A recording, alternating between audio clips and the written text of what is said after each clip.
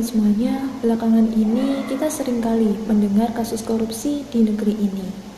Sebagai kaum akademisi, tentunya kita tidak hanya kecewa, tetapi juga bertanya-tanya, di mana sih letak gagalnya pendidikan kita?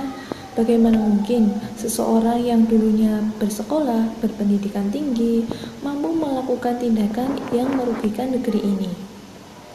Sebelumnya, perkenalkan saya Lutfia Cipulanti akan mengajak kalian semua berpikir secara sadar bahwa pendidikan itu tidak hanya soal kuantitas, tetapi juga kualitas serta bagaimana cara menumbuhkan karakter manusia yang utuh, yakni berakhlak, beradab, dan berjiwa yang mulia.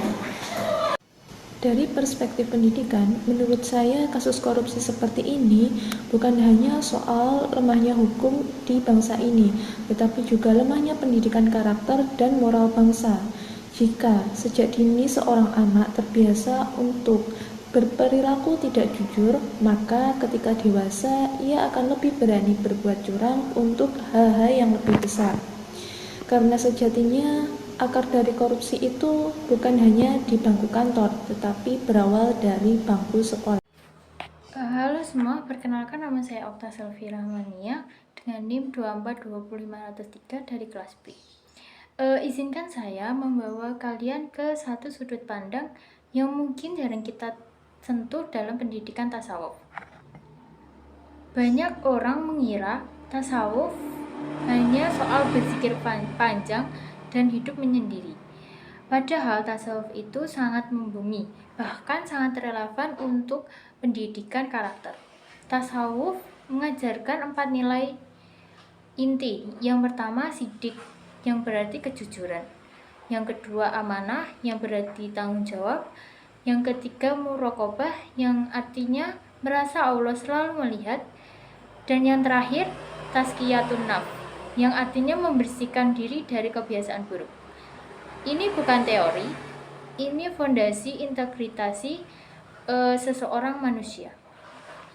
Kalau kita lihat di sekolah, banyak anak yang lupa bayar jajan atau suka mengambil barang tanpa izin dan bahkan menyontak saat ujian.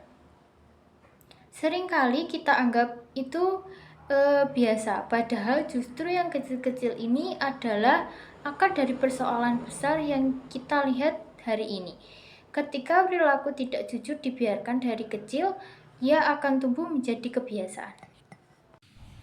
Halo, nama saya Yuli Mawana dengan NIM 2420566. Di sini saya akan mengajak Anda untuk melihat sebuah program yang mungkin tampak sederhana tetapi penuh dengan nilai syarat anak tasawuf, yakni kantin kejujuran. Kantin kejujuran bukan hanya sekedar tentang jual beli makanan, tetapi ini adalah sebuah laboratorium moral yang kami rancang khusus sebagai pendidikan karakter berbasis ahlak tasawuf. Konsepnya sangat sederhana, yaitu tidak ada penjaga dan tidak ada kasir. Di sini anak-anak mengambil makanan yang mereka suka, menghitung harganya sendiri dan memasukkan uang pembayaran tersebut di kotak yang kami namakan dengan kotak kejujuran. Dalam momen krusial ini, anak-anak benar-benar dilatih untuk mengambil keputusan moral secara mandiri, tanpa intervensi dan tanpa pengawasan langsung. Kami akui, memang di awal program banyak tantangan yang kami hadapi. Ada yang salah hitung dengan tidak sengaja, ada yang lupa membayar, bahkan ada beberapa anak yang mengambil kesempatan pada saat itu. Tetapi kami tidak marah karena kami melihat ini sebagai sebuah proses pembelajaran yang otentik.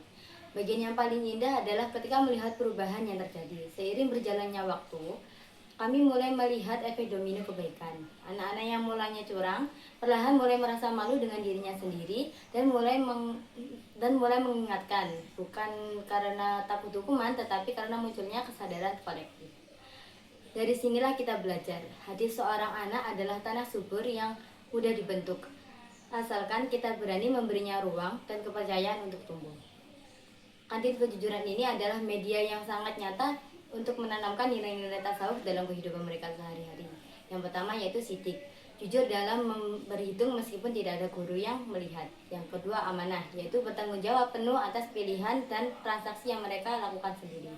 Yang ketiga yaitu sebuah kesadaran yang ketiga yaitu muraqabah, yaitu sebuah kesadaran bahwa mereka selalu diawasi oleh Zat yang Maha Melihat, sehingga akhirnya mereka mengalahkan godaan kecil untuk mengambil bukan hak mereka. Yang terakhir yaitu tazkiyatun nafs, yaitu melawan bisikan untuk curang dan memilih jalan yang benar. Inilah karakter sejati yang tidak sekedar kami ajarkan di kelas, tetapi kami latih dan kami tumbuhkan secara langsung di tengah-tengah lingkungan mereka. Halo semuanya, saya Mas Guru Limia Ahmad, NIM 24205076. Dan saya akan menjelaskan bagaimana desain besar pendidikan karakter ini berjalan.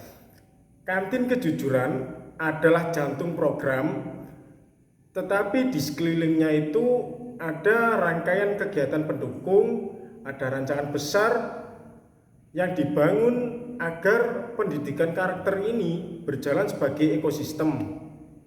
Yang pertama, perumusan nilai utama yakni kejujuran, amanah, kesederhanaan, empati, serta pengendalian diri. Yang kedua, implementasi program inti kantin kejujuran ini mengandung 3 konsep. Yang pertama, anak-anak mengambil makanan lalu mereka membayar sendiri. Yang kedua, guru tidak menjaga, namun hanya memfasilitasi saja. Yang ketiga, ada buku refleksi tempat di mana siswa menulis pengalaman jujur mereka pada hari itu. Lalu yang ketiga, program pendukung. Nah, program ini ada 3 poin. Yang pertama, sharing circle tiap minggu yang isinya curhat pengalaman jujur mereka atau tidak jujur yang mereka pelajari. Yang kedua, morning spiritual talk 5 menit sebelum belajar. Lalu yang terakhir adalah poster-poster inspiratif dari tokoh-tokoh sufi seperti Al-Ghazali dan Hasan Al-Basri. Lalu yang keempat ialah evaluasi.